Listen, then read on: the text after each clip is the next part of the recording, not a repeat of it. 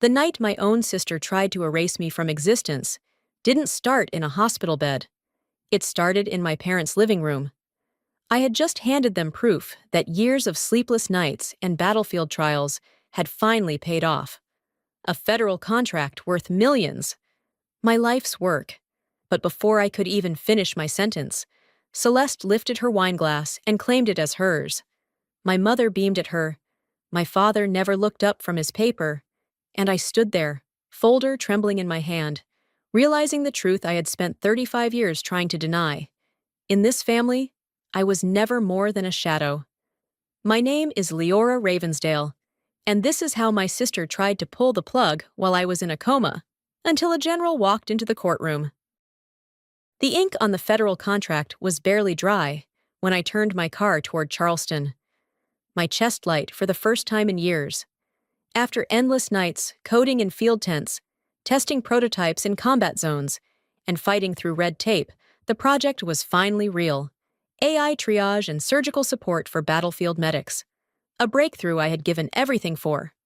The folder holding that contract sat in the passenger seat, its yellow edge catching the glow of the dashboard. I drove home, rehearsing how I'd tell them, picturing my mother's proud smile, my father's approving nod. For once, I wanted to believe they would see me. Inside the old Ravensdale house, the air smelled faintly of oak polish and red wine. I hadn't even finished pulling the papers free when Celeste stepped forward, heels sharp against the hardwood, her wine glass tilted just so. She didn't even look at the folder, just smiled thinly and said, "Tough job, little sister.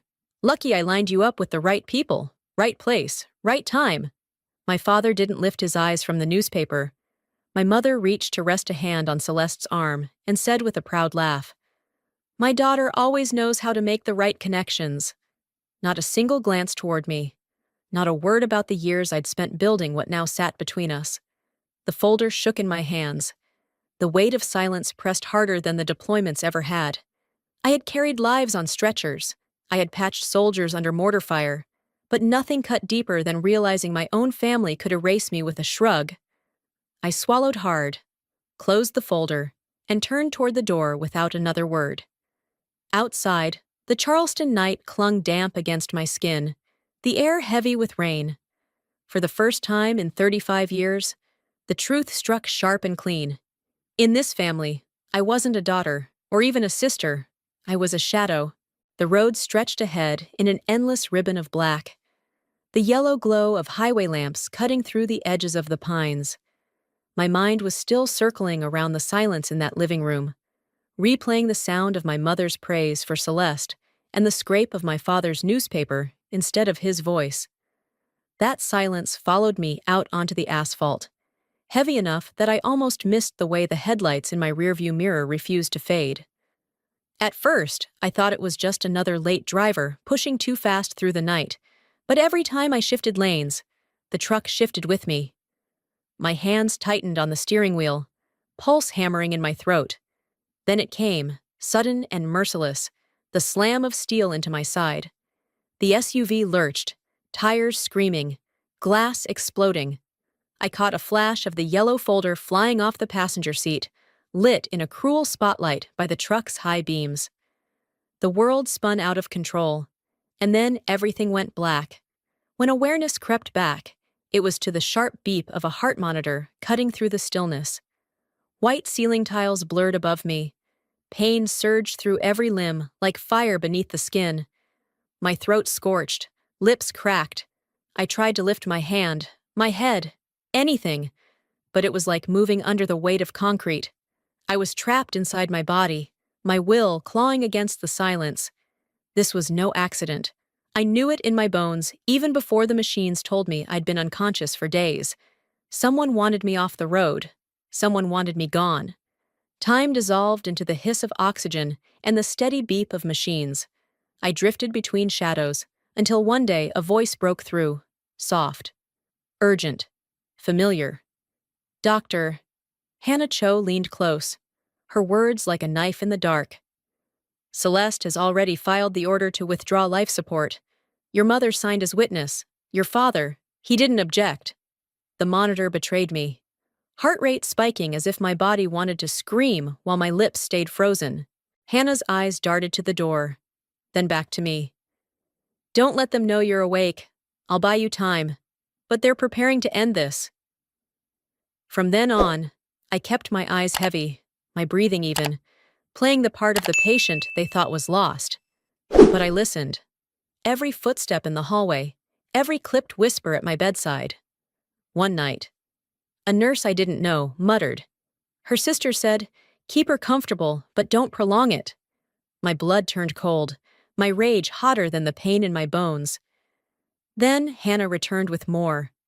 My accounts had been frozen by court order. I'd been declared medically incapacitated, and Celeste was now my legal guardian.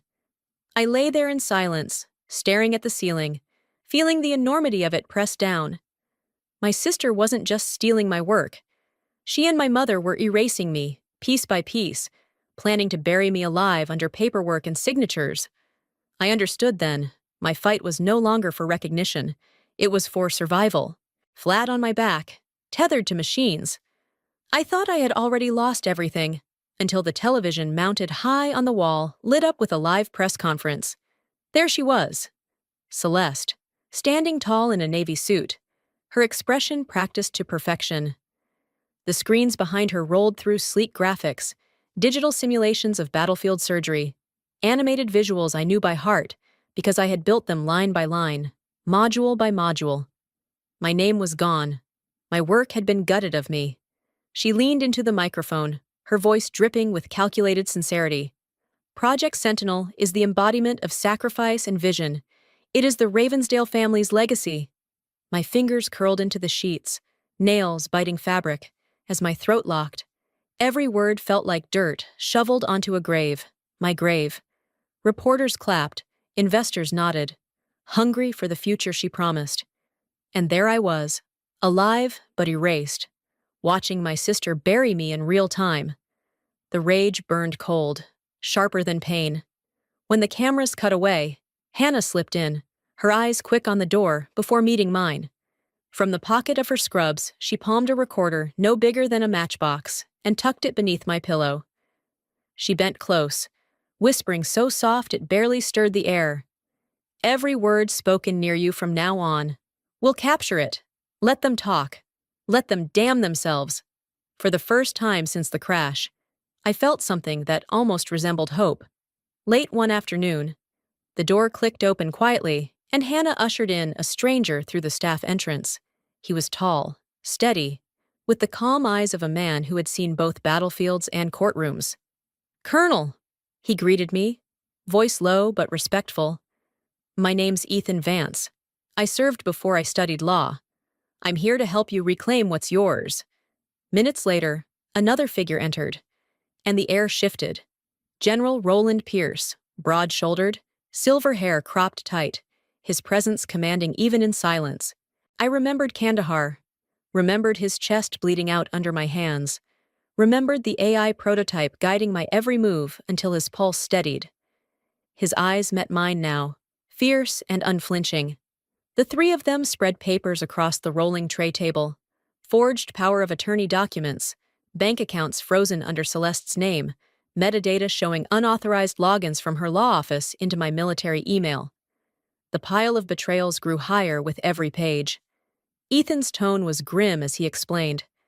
"The court already recognized her guardianship. Right now, she holds the legal right to decide if you live or die." My stomach knotted, but before despair could take root, Pierce slid a sealed folder toward me, his hand pressed firm on top of it, voice cutting through the sterile air. "You saved me once with this technology. You kept me breathing when no one thought I'd make it out. And I swear to you now, I will not let them bury you for it, not while I still draw breath." The twist of fate was clear. My own blood was trying to silence me, but the men I'd fought beside were gathering to make sure I'd be heard. The battle wasn't over. It was just beginning. General Pierce moved fast, pressing the court until a temporary order came down like a lifeline. For 72 hours, the hospital was forbidden to honor any withdrawal of life support. 72 hours, nothing more, nothing less. The clock began ticking the moment the ruling hit the file. Hannah swept into my room that evening, pushing aside the clutter, setting a whiteboard against the wall, slipping resistance bands and a pair of crutches onto the chair. "We don't waste time," she whispered. Every step I tried sent knives of pain through my muscles, but with each breath, I forced my body upright. Sweat stung my eyes as I gripped the crutches, dragging myself forward, one brutal inch at a time. Pain meant I was still here. Pain meant I could fight. Meanwhile, Ethan uncovered the most damning proof yet: metadata buried in the hospital system. My original chart listed neurological response present. Celeste had altered it to persistent vegetative state. That forged line was the foundation for their request to pull the plug. As if fate wanted to seal it, the recorder hidden beneath my pillow captured Celeste's own voice in a hushed phone call.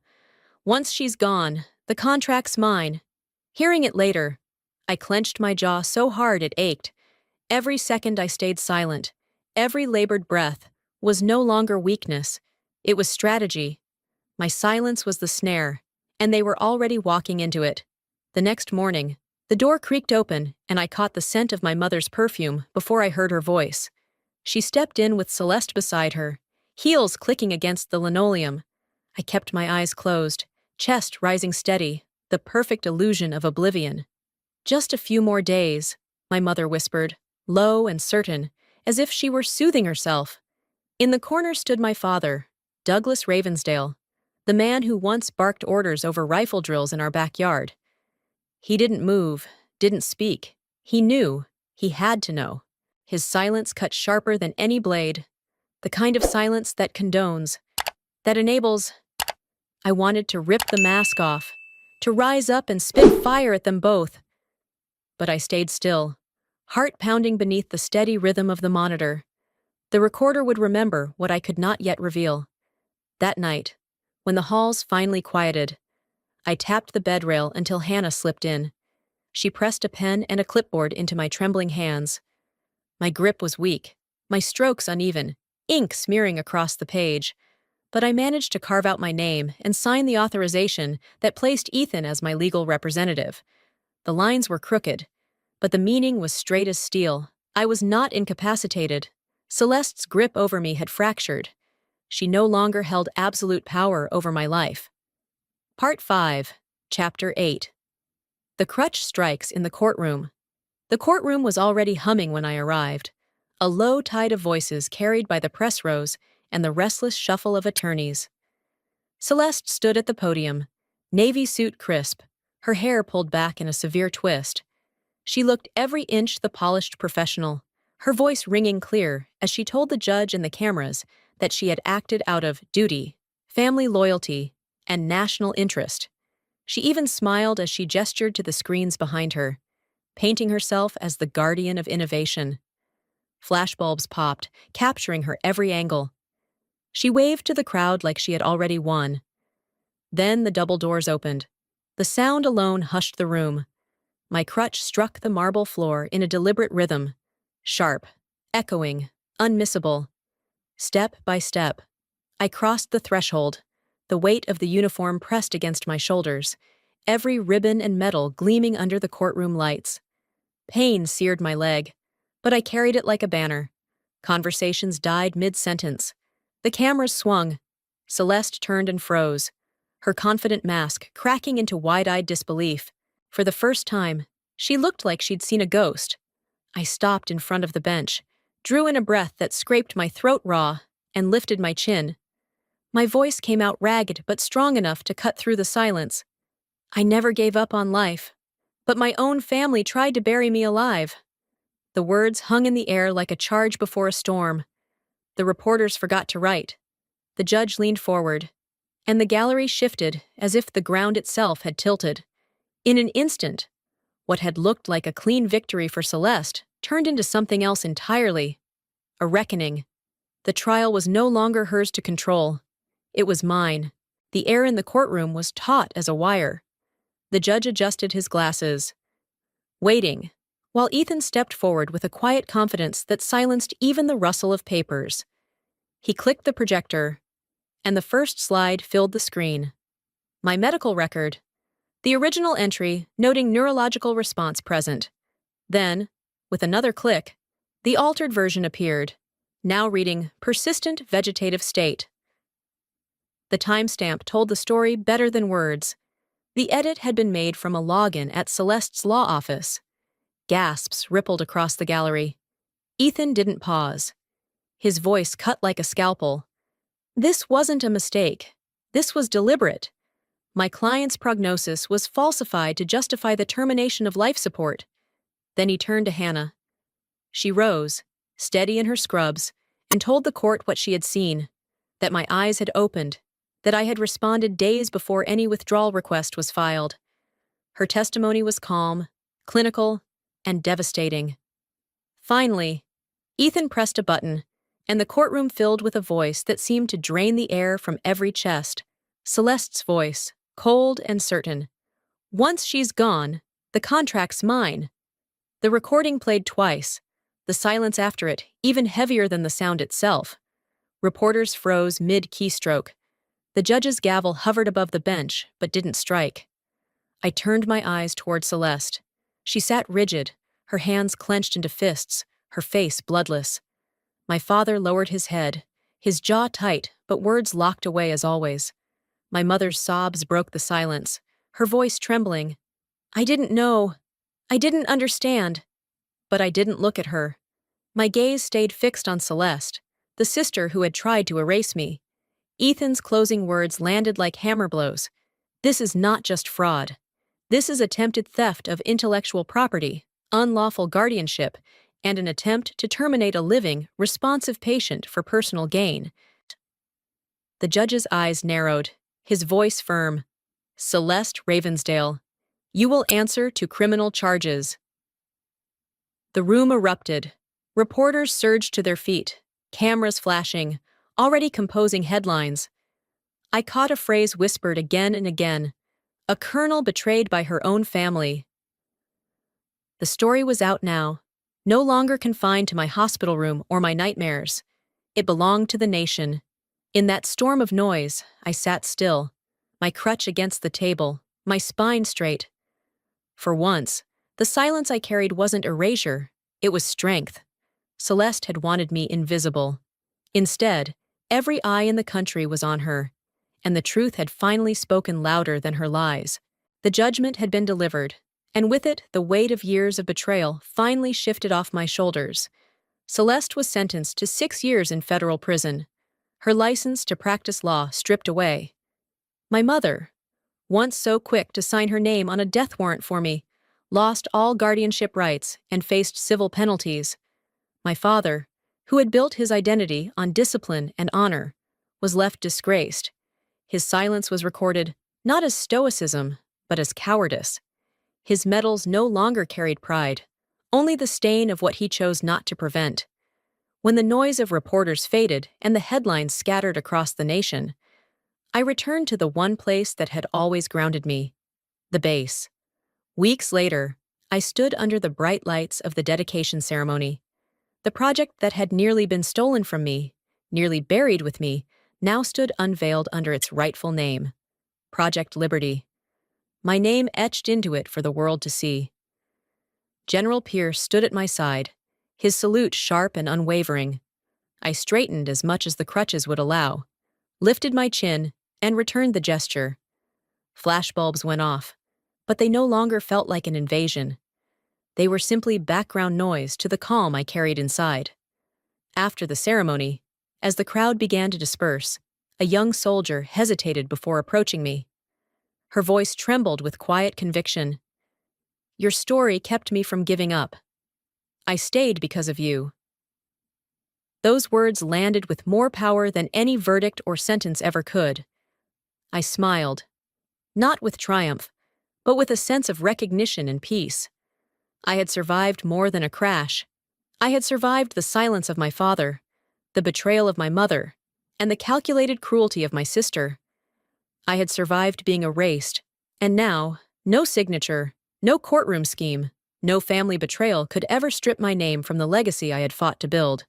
The greatest victory wasn't Celeste's prison sentence. It wasn't restitution or the disgrace my parents now carried. The greatest victory was this: reclaiming my life, my voice, and my right to be remembered as I truly was. My name, Leora Ravensdale, was no longer a shadow. It was carved into history, undeniable and permanent,